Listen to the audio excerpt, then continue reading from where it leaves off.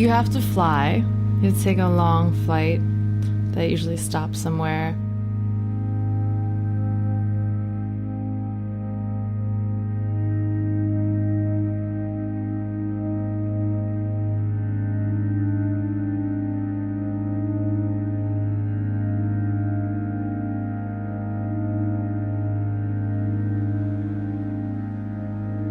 And then you have to drive a little bit. In my case, I usually get driven.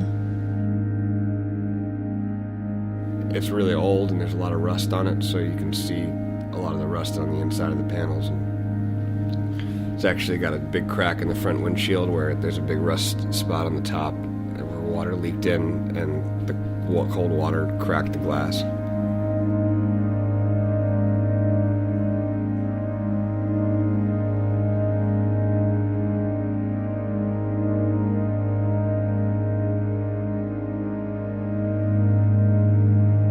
A lot of ads, really big billboards, almost Times Square-esque, but just all the way down the highways.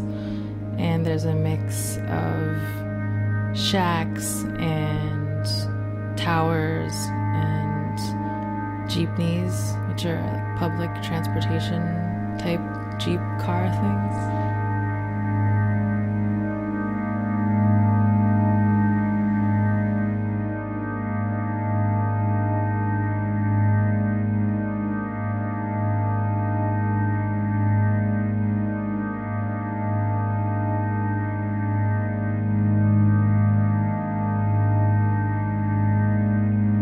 I got a sound system that glows neon green, and it's like something out of Fast and the Furious.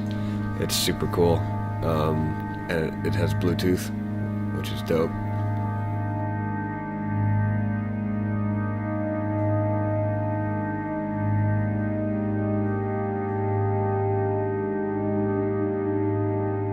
It's very stimulating. It's hard to focus on certain things.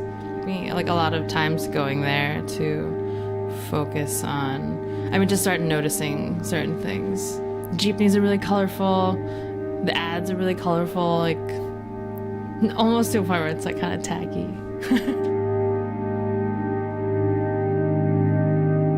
Well, it's a long drive to get there.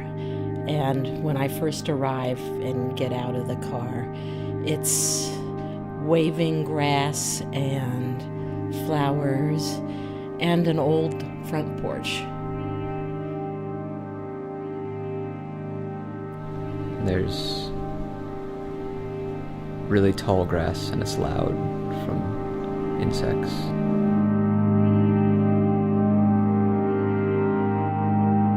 And it kind of doesn't feel like it'll end, and except that there's a corner with an opening and it's much darker. And there's a mix of evergreens and deciduous trees, but the opening feels like a mouth, and you kind of walk in and it separates from this really big feeling of openness to this like sort of dark, enveloping feeling.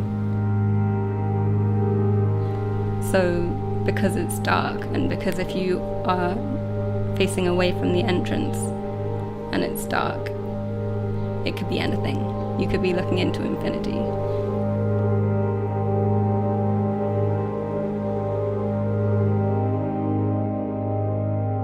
So you have to go down to the river at some point and then just walk up.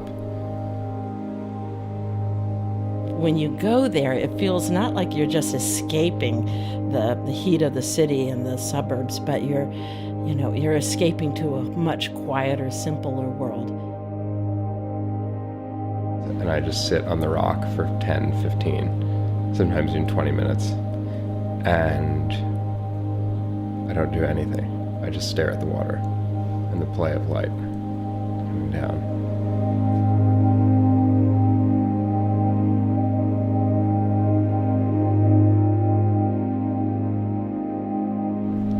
But you keep going because there's this river that's kind of on your level or away from your level, and it's meandering and it's mirroring where you are. You get to some sort of point where there's a noise that starts to take over. And it's just increasingly loud. It's like a white noise. You can't see anything. You're still kind of away from it.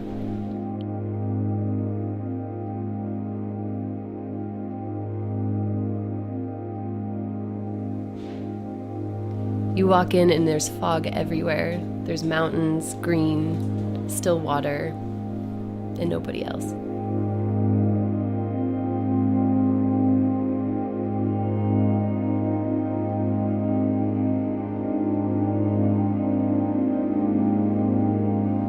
Then the undergrowth kind of takes over, and it's a different sort of field of much more darker greens and browns. It's a very flat field, mostly mowed, but it's surrounded on the edges by a line of trees. And the field is really quite long. It's a couple of acres, so you feel like you're looking a long way away.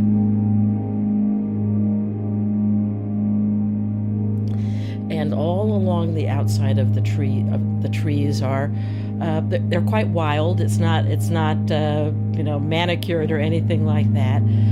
There's on the upper left-hand side, there's a patch of wildflowers, and there often tends to be a lot of butterflies around there.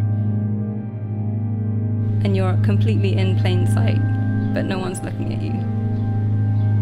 Because you're somehow at a lower level, you feel a very, strong existence that exists within yourself. So you exist for yourself in this very small space while everything else is going on, and just very ordinary.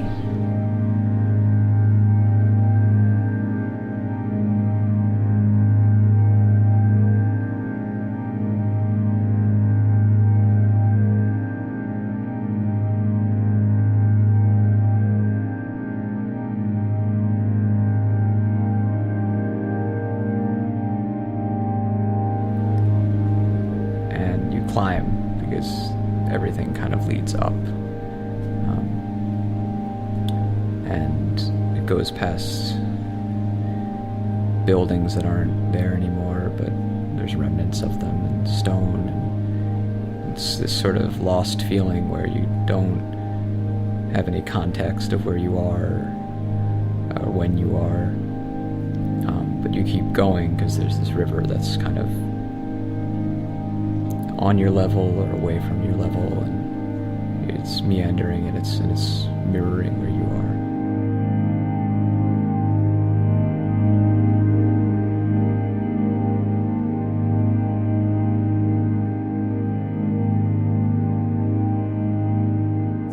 are. Sometimes I smell a little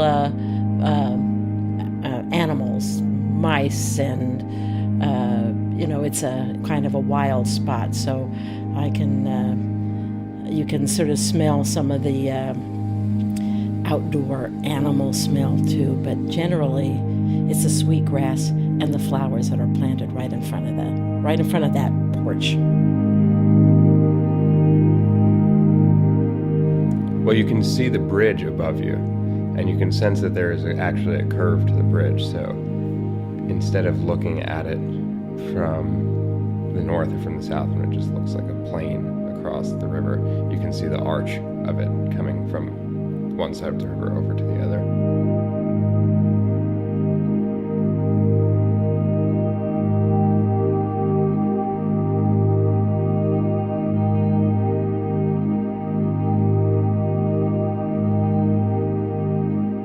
And the sun is always broken up by the shadow of the bridge on the water, so you can see the bright sunlight on each side. And there's always this long column of black or gray along the water where the shadow of the bridge is.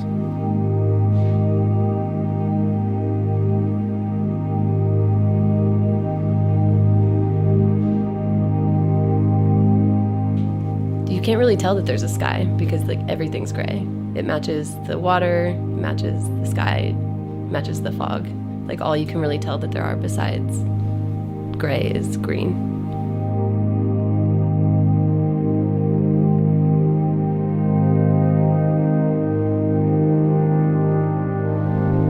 And it's a waterfall that you never kind of would imagine was there.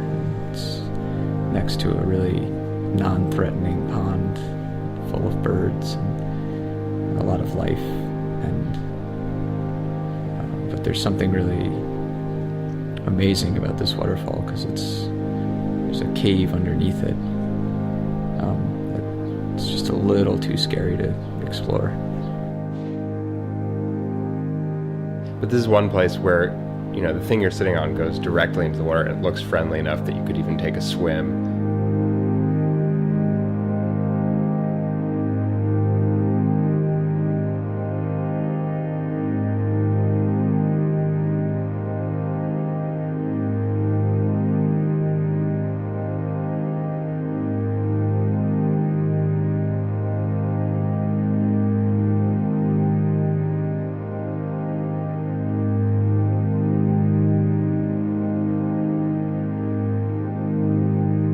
There's everything going on around you, but you're encased in this very small space. And there's nothing in this space at all. It's just 3 sides, and then the opening. And the opening is to the rest of the world and everything that is normal and familiar.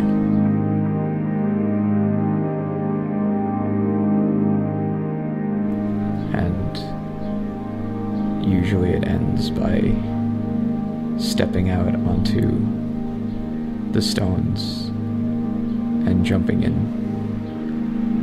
to the space that the water is carved out underneath.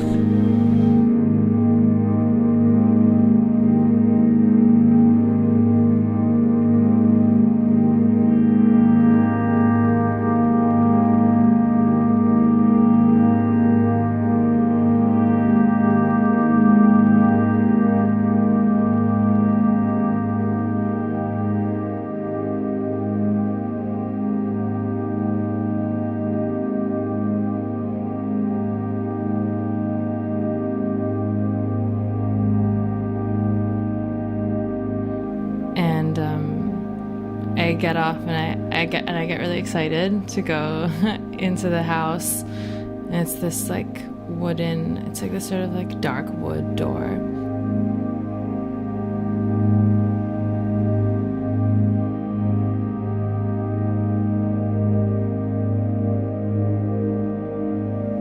And then you have to walk through this sort of like sunroom, sitting room that has photos of my family and like our ancestors, and then you take a right and you go through past the living room into the kitchen.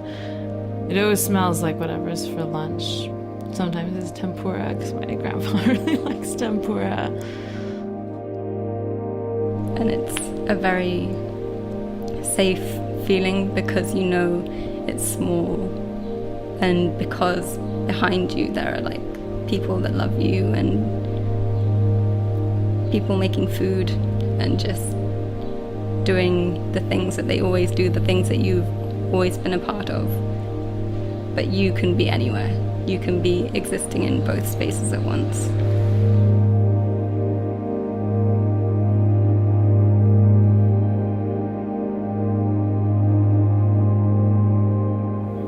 There's something about the familiarity of it, especially with moving around so much, that I find enormously comforting. It's, you know how like when you have a really messy room, sometimes you know where things are, even if they're buried underneath something. That's how it is in there. So it's, underneath piles of shit, I always know exactly where to find everything.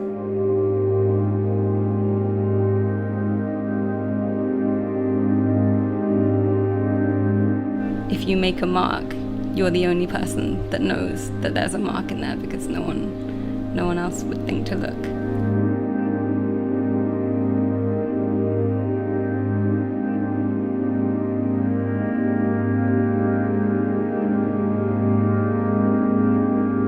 As I turn around and look, I see friends and family, and I have this just sense of well-being that everything is where it needs to be, and I just want to be there.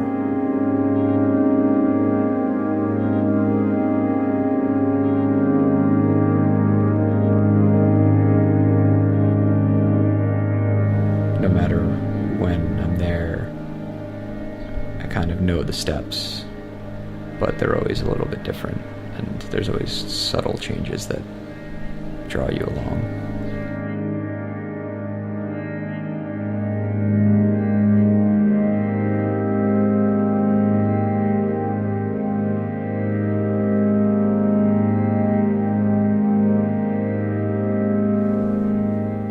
You feel still. You feel like there's quiet.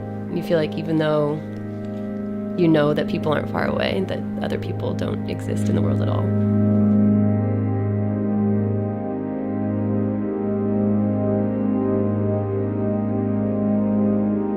Now and then I wonder what it would be like to actually live there for 3 months out of the year, and I think that would not be the same for me. I love arriving there. A lot of times people are already there. There are dogs, and just being in this place for a couple of weekends of summer is it's magical for me. It really is a wonderful, complete wholeness that you get when you're right there.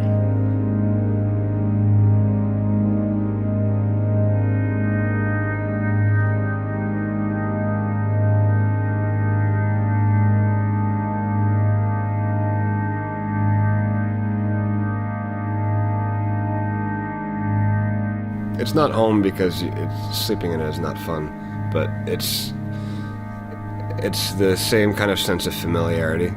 That's the comfort of it. When you have home, it's the reason home is so important is because it's familiar and it's easy, and so that element of it's there, but it's not a replacement, unfortunately. I think I like the solitude to it, that feeling of it's the only place you can really go to get away from everything. I've thought about living there, but I feel like that would then you'd start to lose the beauty and see the problems about that place. But I would like to live somewhere where I could go there once a month.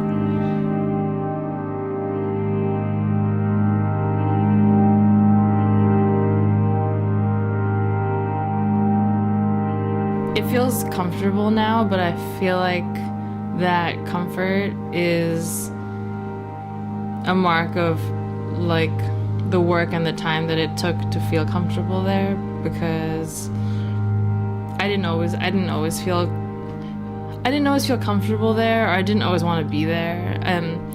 So when I'm there, I feel really lucky to be there, especially because I live so far away.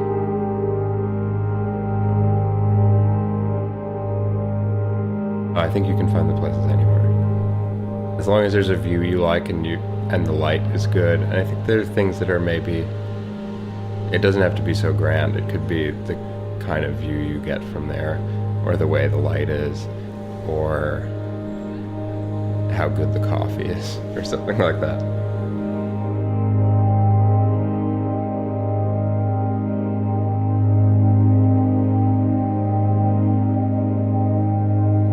It's a secret sort of magic that exists within everything that is normal. And that's something that I try to find always, just to find that kind of a space or that kind of a feeling every day.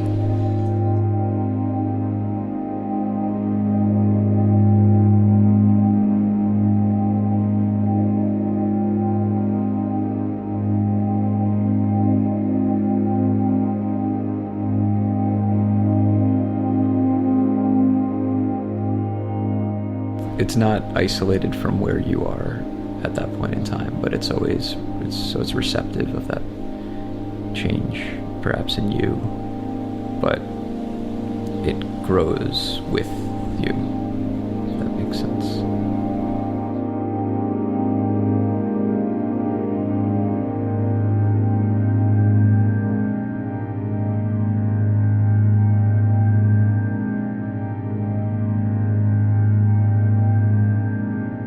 It's easier and harder than you think. It's harder to find